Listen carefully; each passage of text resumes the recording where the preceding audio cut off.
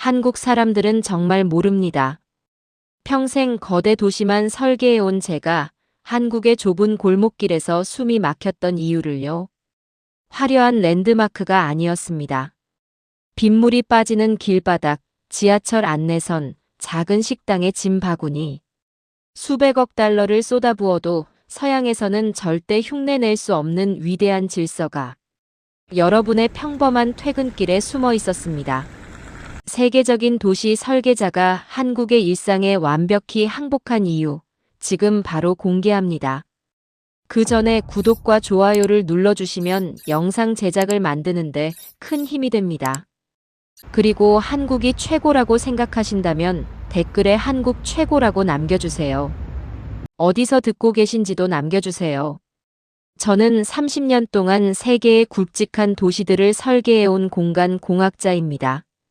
뉴욕, 런던, 두바이 같은 커다란 도시들의 밑그림이 제 손을 거쳐갔죠.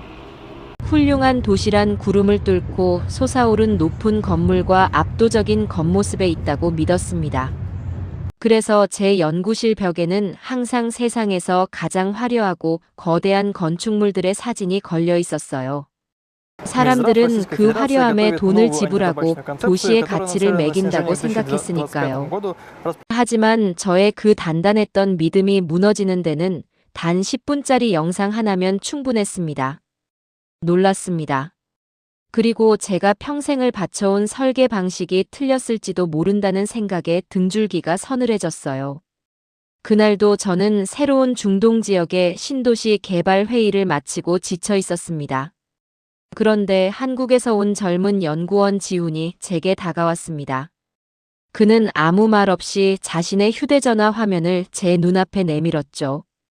교수님, 이 길의 구조를 한번 봐주시겠어요? 그가 조용히 물었습니다. 화면 속에는 비가 내리는 좁은 골목길이 보였습니다. 화려한 건물도 없었고 넓고 번듯한 도로도 아니었습니다. 그저 낡은 건물들 사이로 사람들이 우산을 쓰고 걸어가는 평범한 밤거리였죠. 저는 처음엔 미간을 찌푸렸습니다. 이런 평범한 샛길에서 대체 무엇을 보라는 건지 이해할 수 없었어요. 하지만 3분이 지나고 5분이 지날수록 저는 화면에서 눈을 뗄 수 없었습니다. 숨이 막혔습니다. 화면 속의 골목은 제가 알던 서양의 밤거리와 완전히 달랐습니다. 제가 사는 뉴욕의 뒷골목은 해가 지면 두려움의 공간으로 변합니다. 쓰레기 봉투가 굴러다니고 어둠이 짙게 깔려 사람들은 걸음을 재촉하죠. 하지만 영상 속 한국의 골목은 달랐습니다. 좁은 길인데도 바닥은 놀랍도록 깨끗했고 물이 고인 곳 하나 없이 빗물이 매끄럽게 빠져나가고 있었습니다. 무엇보다 충격적인 건 빛과 사람들의 움직임이었습니다. 작은 가게들에서 새어나오는 따뜻한 불빛들이 골목 구석구석을 밝히고 있었죠. 밤 11시가 넘은 시간이었지만 젊은 여성 혼자서 이어폰을 낀 채 느긋하게 걸어가고 있었습니다. 어느 누구도 뒤를 돌아보며 불안해하지 않았어요. 저는 확신했습니다. 이건 단순한 우연이 아니라고요. 그 골목은 자연스럽게 형성된 것처럼 보였지만 사실은 엄청난 사회적 신뢰와 정교한 생활 기반이 받쳐주어야만 가능한 풍경이었습니다. 저는 지훈에게 물었습니다. 이 영상이 연출된 건가요? 지훈은 웃으며 대답했습니다. 아니요. 저희 집 앞 편의점에 가는 길일 뿐입니다. 그 순간 얼굴이 화끈거렸습니다. 저는 수십조 원을 들여 인공적인 도시를 만들면서도 저런 일상적인 평온함은 단 한 번도 설계해낸 적이 없었거든요. 진짜 위대한 도시는 하늘을 찌르는 건물이 아니라 자정에도 시민들이 마음 놓고 걸을 수 있는 바닥에 있다는 걸 깨달았습니다. 당장 눈으로 확인해야 했어요. 저는 곧바로 서울로 향하는 비행기 표를 끊었습니다. 14시간의 비행 끝에 인천국제공항에 내렸을 때 저는 첫 번째 시험대에 섰습니다. 공항은 그 나라가 낯선 방문객을 어떻게 대하는지 보여주는 첫 번째 얼굴입니다. 보통 외국의 거대한 공항에 도착하면 사람들은 길을 잃고 헤매기 일쑤죠. 저 역시 새로운 공항에서는 항상 긴장했습니다. 하지만 인천공항의 문을 나서는 순간 저는 걸음을 멈추고 주위를 둘러보았습니다. 수많은 사람이 움직이고 있었지만 이상할 정도로 고요했어요. 소리를 지르는 사람도 화를 내며 길을 찾는 사람도 없었습니다. 바닥의 질감부터 달랐습니다. 짐 가방의 바퀴가 구르는 소리조차 부드럽게 흡수하는 재질이었죠. 공간이 사람을 편안하게 안아주는 느낌이었습니다. 저는 위를 올려다보았습니다. 천장에는 목적지를 알리는 안내판이 빈틈없이 매달려 있었습니다. 글자를 읽을 필요도 없었어요. 색깔과 그림표만으로도 제가 가야 할 열차 타는 곳을 정확히 가리키고 있었으니까요. 서양의 공항들이 웅장한 천장을 자랑하느라 안내판을 작게 만드는 실수를 하는 반면 이곳은 철저하게 길을 찾는 사람의 눈높이에 맞춰져 있었습니다. 표를 사는 기계 앞에 섰을 때도 놀라움은 이어졌습니다. 영어를 누르자 화면이 즉시 바뀌었고 단 3번의 손가락 터치만으로 짐차를 탈 수 있는 표가 나왔습니다. 복잡한 설명서도 도와주는 직원도 필요 없었죠. 모든 과정이 물 흐르듯 자연스러웠습니다. 도심으로 향하는 열차를 기다리며 저는 투명한 안전문 앞에 섰습니다.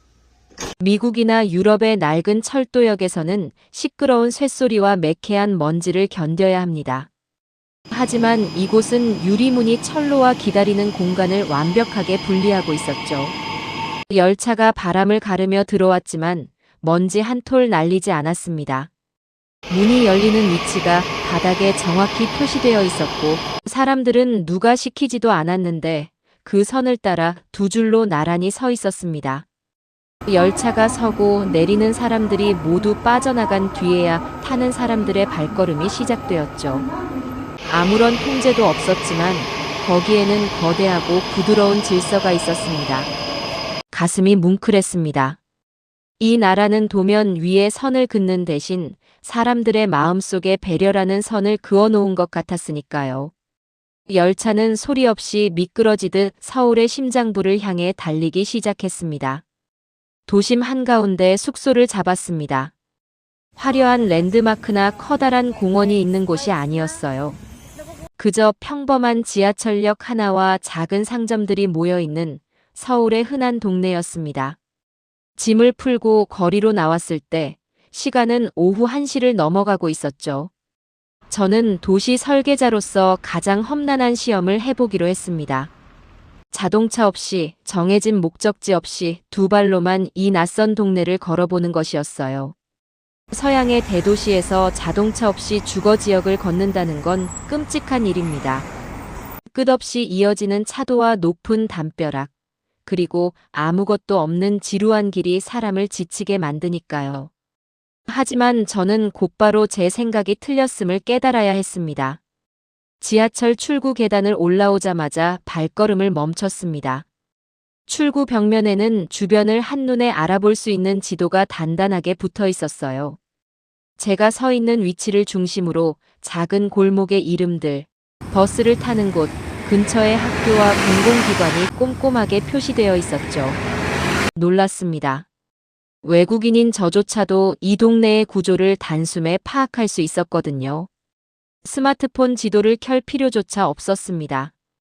계단을 완전히 빠져나오자 아파트 단지 뒤로 얕고 푸른 산이 병풍처럼 서 있는 모습이 보였습니다. 도심 한가운데 사람 사는 냄새가 나는 골목과 자연이 이렇게 가까이 붙어 있다는 사실이 믿기지 않았어요. 저는 천천히 골목 안쪽으로 걸음을 옮기기 시작했습니다. 첫 번째 모퉁이를 돌자 작은 빵집이 나타났습니다. 갓 구운 밀가루 냄새가 좁은 길을 가득 채우고 있었죠. 투명한 유리창 너머로 사람들이 조용히 빵을 고르는 모습이 보였습니다. 한 사람이 계산을 마치고 나가면 다음 사람이 물 흐르듯 그 자리로 다가갔어요. 누구도 소리를 지르거나 밀치지 않았습니다. 길을 따라 조금 더 걸어가니 편의점이 나왔습니다. 저는 편의점 유리문 바로 앞에 놓인 플라스틱 의자 2개를 보고 우뚝 섰습니다. 한 할아버지께서 그곳에 앉아 캔 커피를 드시고 계셨죠. 가슴이 철렁했습니다. 길거리에 의자를 내어놓는다는 건 누군가 그곳에 앉아도 안전하다는 절대적인 믿음이 있어야만 가능한 일입니다. 뉴욕의 뒷골목이었다면 그 의자는 진작에 훔쳐가거나 부서졌을 테니까요. 그 의자 하나가 저에게 말해주는 것 같았습니다. 이 도시는 걷는 사람을 무서워하지 않는다고요. 걸음을 재촉할수록 놀라움은 꼬리를 물고 이어졌습니다. 빵집 옆에는 약국이 있었고 그 옆에는 쉴 새 없이 기계가 돌아가는 세탁소가 있었죠. 조금 더 걷자 채소와 과일을 파는 작은 가게와 아이들의 문구점이 나타났습니다. 완벽한 설계였어요. 저는 20년 전부터 세계의 학자들과 함께 15분 도시라는 개념을 연구해 왔습니다. 걸어서 15분 거리 안에 생활에 필요한 모든 시설이 갖춰진 이상적인 도시 모델이죠.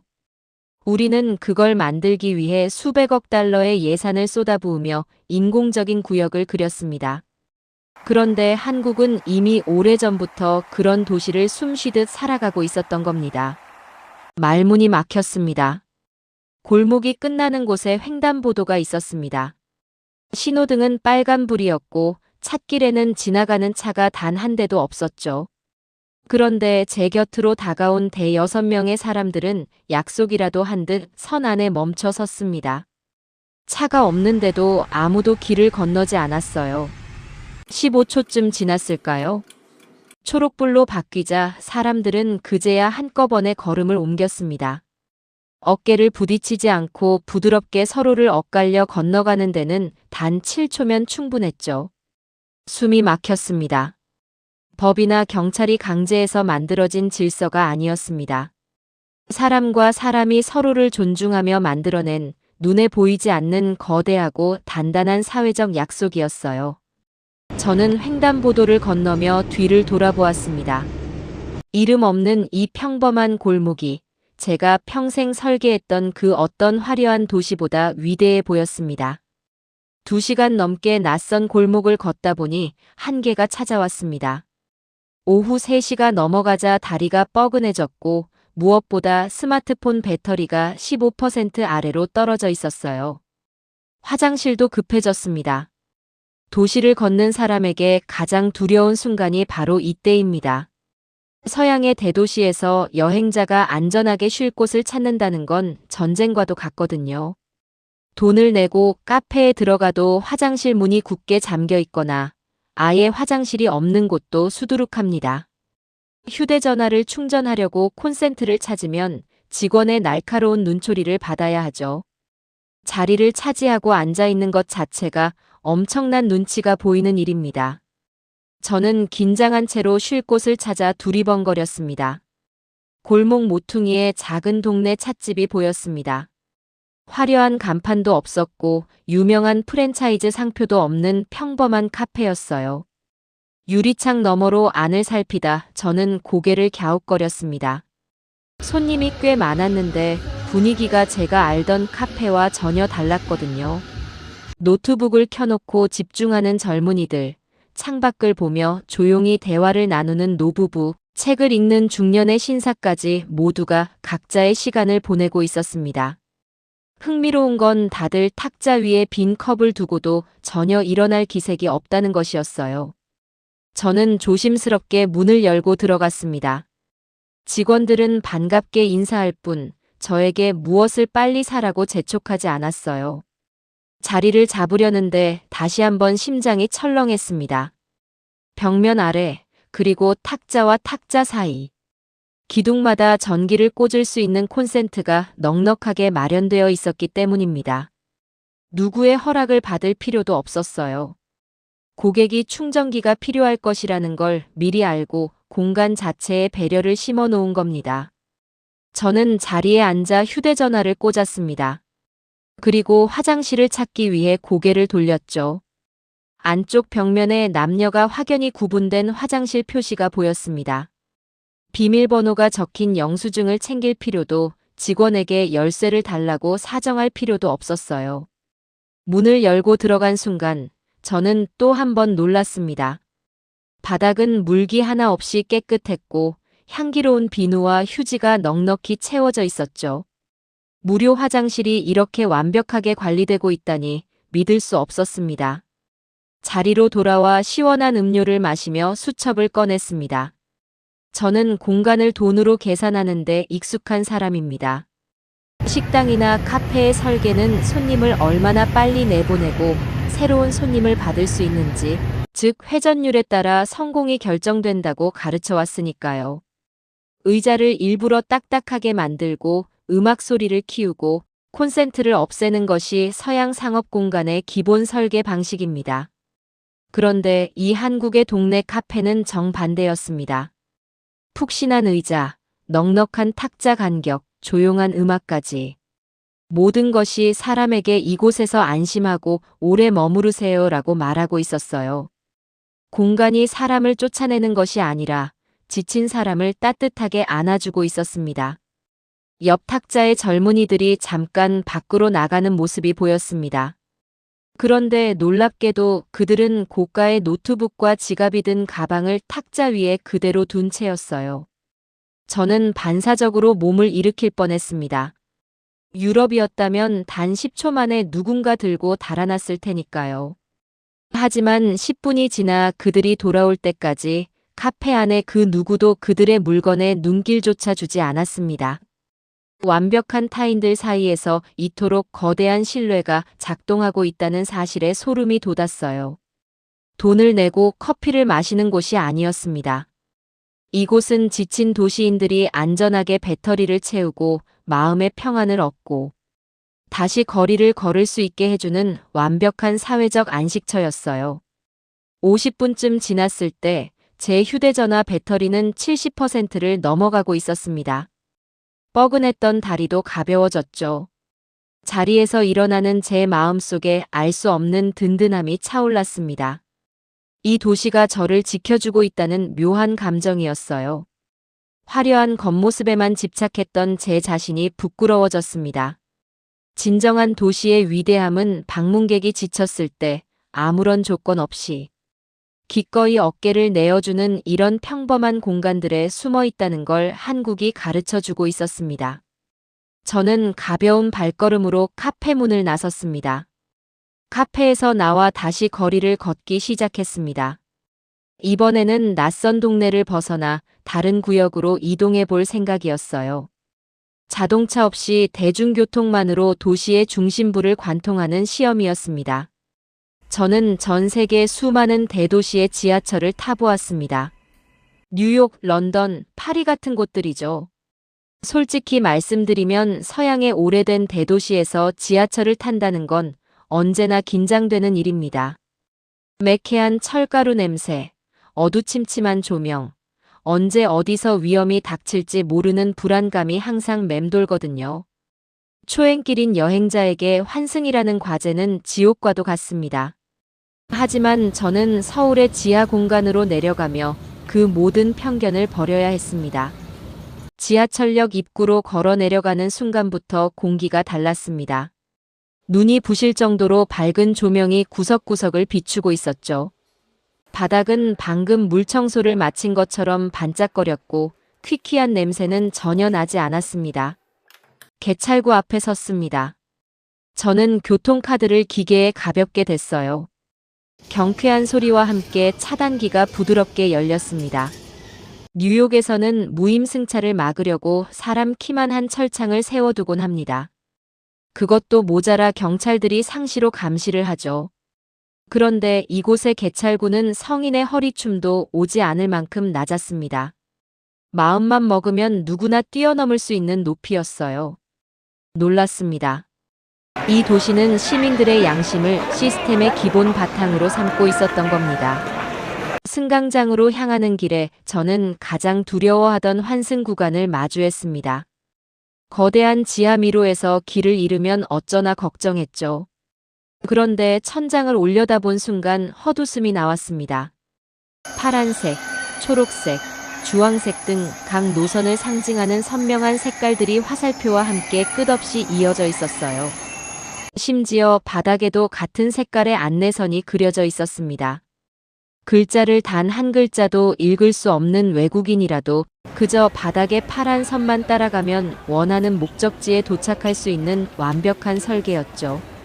수백억을 들여 복잡한 안내 단말기를 설치하는 것보다 이 직관적인 색깔, 선 하나가 사람들을 훨씬 빠르고 안전하게 이동시키고 있었습니다. 천재적인 발상이었어요. 걷다 보니 생리적인 현상이 찾아왔습니다. 낯선 외국의 지하철역에서 화장실을 간다는 건 엄청난 모험입니다. 유럽에서는 동전을 넣어야만 간신히 문이 열리는 유료 화장실을 찾아 헤매야 하니까요. 저는 잔뜩 긴장한 채로 화장실 표시를 따라갔습니다. 입구에 들어선 순간 제 눈을 의심했어요.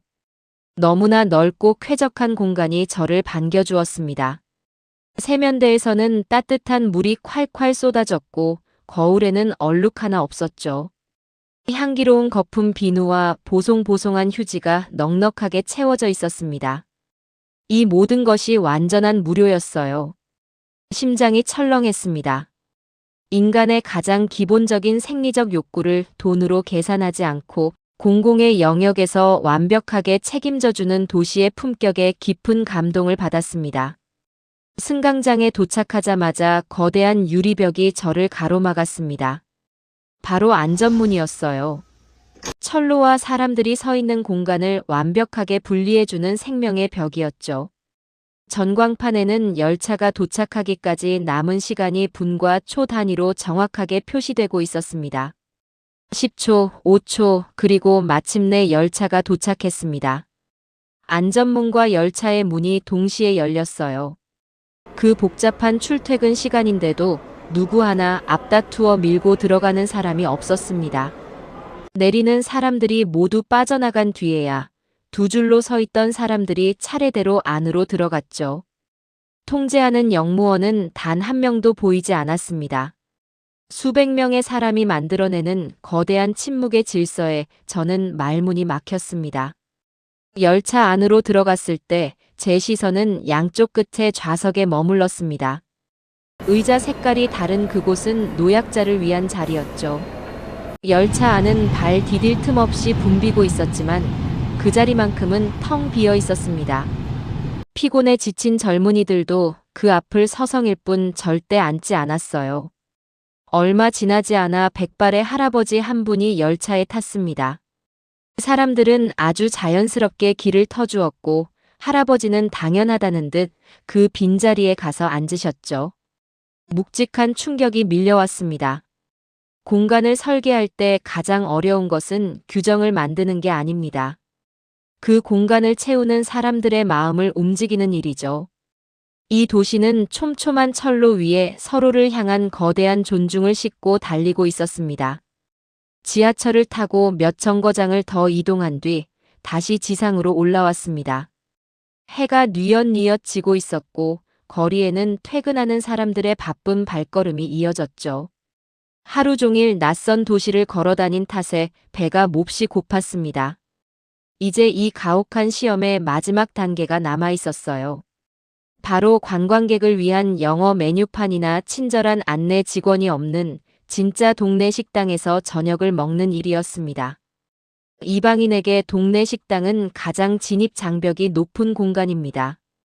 어떤 음식을 파는지, 가격은 얼마인지, 주문은 어떻게 해야 하는지 모든 것이 미지수니까요. 저는 작은 골목 어귀에 서서 두리번거리며 적당한 곳을 찾기 시작했습니다. 조금 걷다 보니 하얀 김이 모락모락 피어오르는 작은 식당 하나가 보였습니다. 화려한 간판도 없고 밖에서 안이 훤히 들여다보이는 소박한 곳이었어요. 유리창 너머로 사람들이 삼삼오오 모여 앉아 따뜻한 국물을 떠먹는 모습이 보였습니다. 덜컥 겁이 났습니다. 제가 저 문을 열고 들어갔을 때 말이 통하지 않는 불청객을 보며 사람들이 얼굴을 찌푸리지는 않을까 두려웠거든요. 미국에서 여행 상품을 기획할 때도 이런 골목 식당은 사고가 많이 나서 일정에서 빼버리곤 했습니다. 하지만 저는 심호흡을 한번 크게 하고 무작정 식당 문을 밀고 들어갔습니다. 종이 울리며 문이 열렸어요. 식당 안의 공기는 바깥과 완전히 달랐습니다. 따뜻한 밥 짓는 냄새가 코끝을 찔렀고 가게 안에는 7080 감성의 잔잔한 통기타 선율이 흐르고 있었어요.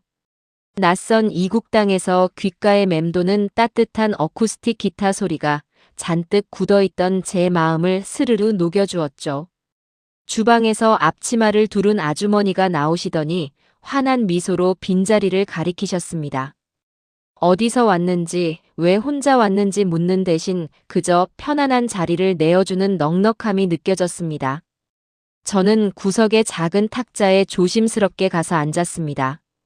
자리에 앉자마자 저는 공간 설계자로서 다시 한번 감탄하고 말았습니다.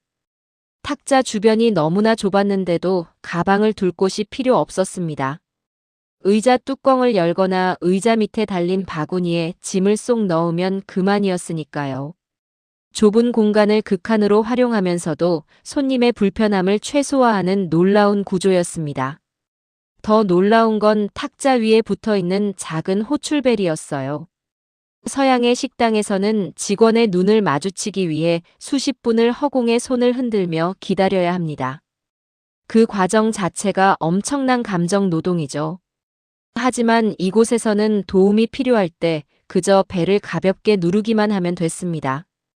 언어가 통하지 않는 외국인에게 이 작은 벨 하나는 수백 마디의 말보다 완벽한 소통 수단이 되어 주었습니다.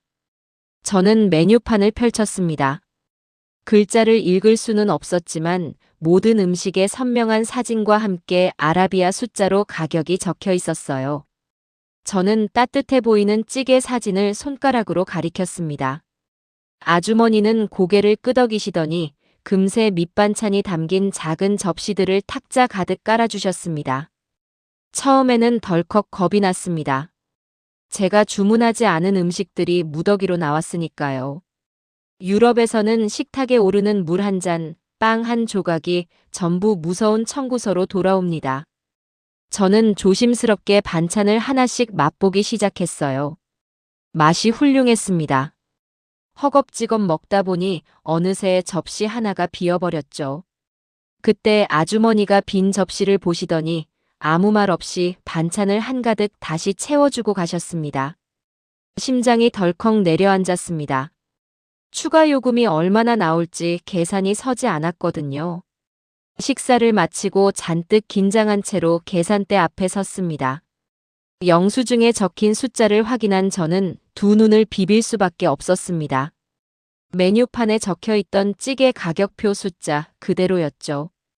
그 수많은 반찬과 두 번의 추가 제공이 전부 무료였던 겁니다. 저는 너무 고마운 마음에 지갑에서 지폐 몇 장을 더 꺼내 팁으로 내밀었어요.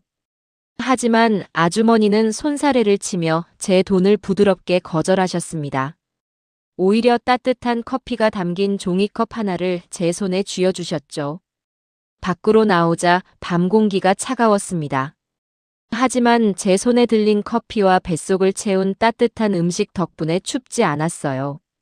저는 수첩을 꺼내 들었습니다. 이 식당은 단순히 밥을 파는 곳이 아니었어요. 낯선 사람에게 아무런 조건 없이 온정을 베푸는 효율의 탈을 쓴 치유의 공간이었습니다. 서양의 자본주의가 절대 흉내낼 수 없는 거대한 신뢰와 사람을 향한 따뜻한 마음이 이 작은 골목 식당에 완벽하게 구현되어 있었습니다. 저는 밤하늘을 올려다보았습니다. 이 도시는 알면 알수록 저를 한없이 겸손하게 만들고 있었습니다. 식당에서 문을 열고 밖으로 나왔을 때 하늘에서 굵은 빗방울이 떨어지기 시작했습니다. 도시 설계자에게 비 내리는 밤거리는 사실 가장 피하고 싶은 가혹한 환경입니다. 거대한 도시의 기능이 날씨 앞에서 어떻게 속수무책으로 무너지는지 누구보다 잘 알고 있으니까요. 뉴욕이나 런던의 비오는 뒷골목은 진흙탕과 쓰레기가 뒤섞인 끔찍한 난장판으로 변해버리곤 합니다. 사람들은 짜증을 내며 뛰어다니고 도시는 순식간에 혼란에 빠지죠. 저는 서둘러 숙소로 돌아갈까 고민했습니다. 하지만 우산을 펴고 조금 더 걸어보기로 마음먹었어요. 그리고 그 순간 저는 낮과는 완전히 다른 이 도시의 새로운 얼굴을 마주하게 되었습니다. 숨이 막혔습니다. 젖은 아스팔트 위로 골목 상점들의 불빛이 스며들고 있었어요. 붉은색, 노란색 간판 불빛들이 빗물에 거울처럼 반사되며 마치 한 폭의 그림 같은 풍경을 만들어내고 있었죠. 인공적으로 만들어낸 화려한 경관 조명이 아니었습니다. 그저 동네 세탁소, 빵집, 편의점에서 새어나오는 생활의 빛들이 빗물과 만나 도시를 아름답게 물들이고 있었어요. 우산을 쓴 사람들이 골목을 하나둘 채우기 시작했습니다. 서양의 좁은 거리였다면 서로 우산이 부딪히며 짜증 섞인 고함이 오갔을 겁니다. 하지만 이곳 사람들은 마주오는 사람을 위해 아주 자연스럽게 우산을 살짝 기울여 주었어요. 놀라웠습니다. 누구 하나 걸음을 멈추거나 상대방에게 화를 내는 사람이 없었습니다. 그저 무언의 약속처럼 부드럽게 서로의 틈을 비껴나갈 뿐이었죠. 수십 명의 사람이 걷고 있었지만 우산이 부딪히는 소리조차 들리지 않았습니다. 더 충격적인 것은 날씨의 변화에 대응하는 골목 상점들의 대처 방식이었습니다. 비가 오기 시작한 지 10분도 채 되지 않았는데 편의점 앞에는 길쭉한 우산꽂이가 나타났습니다. 약국 앞에는 빗물에 미끄러지지 않도록 두툼한 깔개가 깔렸죠. 아무도 시키지 않았는데 골목의 상인들이 스스로 비를 대비하는 공간을 순식간에 만들어내고 있었습니다. 지하철 입구 쪽에는 빗물이 실내로 들어가지 않게 막아주는 좁고 긴 비닐 장치가 놓여 있었어요. 이 도시는 비가 온다고 해서 기능이 마비되거나 혼란에 빠지는 것이 아니었습니다. 마치 살아 숨쉬는 생명체처럼 날씨의 변화에 맞춰 스스로 틈새를 메우고 걷는 사람들을 보호하고 있었던 겁니다. 경이로웠습니다. 수백억 달러의 예산을 들여 땅속에 묻은 거대한 배수 체계보다 이 골목 사람들의 자발적인 배려가 도시를 훨씬 더 안전하게 지켜내고 있었어요. 저는 젖은 운동화가 축축해지는 것도 잊은 채 비 내리는 골목의 밤 풍경을 한참 동안 홀려 바라보았습니다. 설계 도면 위에서는 결코 그려낼 수 없는 위대한 풍경이었어요. 비 오는 거리를 홀린 듯이 한참 걷다 보니 어느새 방향 감각을 완전히 잃어버렸습니다. 제가 서 있는 곳은 상점조차 보이지 않는 조용하고 좁은 주택가 골목이었어요. 다급하게 휴대전화 지도를 켰지만 빼곡하게 들어선 집들 사이에서 GPS 신호마저 엉켜버렸습니다. 도시 설계자인 저조차도 처음 보는 미로 같은 골목의 연속이었죠. 막다른 길에 다다랐습니다. 순간 덜컥 겁이 났습니다. 말도 통하지 않는 외국의 캄캄한 주택가에서 길을 잃었다는 사실은 엄청난 공포를 몰고 오거든요. 서양의 대도시였다면 표적이 되어 강도를 만났을지도 모를 끔찍한 상황이었습니다. 저는 잔뜩 긴장한 채로 주위를 두리번거리며 굳어 있었습니다. 그때 우산을 쓴 백발의 할아버지 한 분이 좁은 골목을 걸어오며 제 곁을 지나가셨습니다. 저는 지푸라기라도 잡는 심정으로 다급하게 휴대전화 화면을 내밀었어요. 제가 묵고 있는 숙소 근처에 지하철역 이름이 적힌 화면이었습니다. 할아버지는 멈춰서서 제 화면을 물끄러미 바라보셨습니다. 그리고 손가락으로 가야 할 방향을 가리키는 대신 제 눈을 보며 고개를 끄덕이셨죠. 저를 향해 따라오라는 손짓이었습니다. 믿을 수 없었습니다. 비가 내리는 늦은 밤이었고 할아버지도 분명 서둘러 돌아가셔야 할 집이 있었을 겁니다. 하지만 그분은 낯선 이방인을 위해 흔쾌히 자신의 발걸음을 돌려주셨어요. 우리는 아무 말 없이 좁고 젖은 골목을 나란히 걸었습니다. 할아버지는 갈림길이 나올 때마다 제가 뒤에서 잘 따라오는지 고개를 돌려 확인해 주셨죠.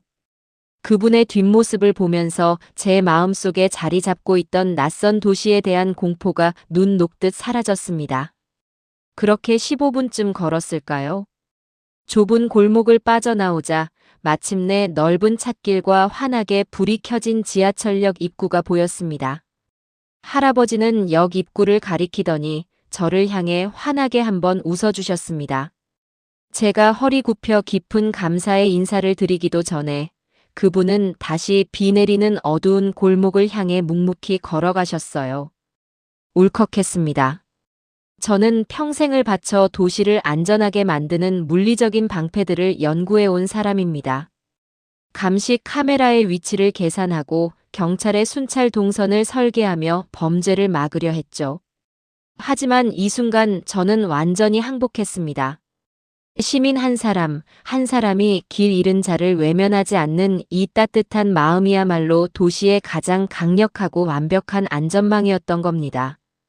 건축물이나 잘 닦인 도로가 위대한 도시를 완성하는 것이 아니었어요. 위기에 처한 사람을 그냥 지나치지 않는 그 평범한 선의가 이 나라의 진짜 뼈대이자 완성품이었습니다. 저는 할아버지가 사라진 골목을 향해 오랫동안 고개를 숙이고 서 있었습니다. 숙소로 돌아와 저는 제 가방 속에 들어있던 낡은 설계 도면들을 탁자 위에 꺼내 놓았습니다.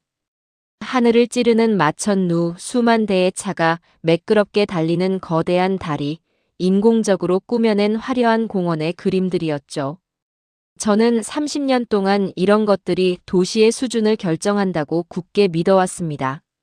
하지만 한국에서 보낸 이 짧은 며칠의 시간은 제 오만한 믿음을 송두리째 무너뜨렸습니다. 저는 탁자 위의 도면들을 조용히 덮었습니다. 제가 평생을 바쳐 설계해 온 것들은 그저 도시의 껍데기에 불과했다는 사실을 뼈저리게 인정해야만 했습니다.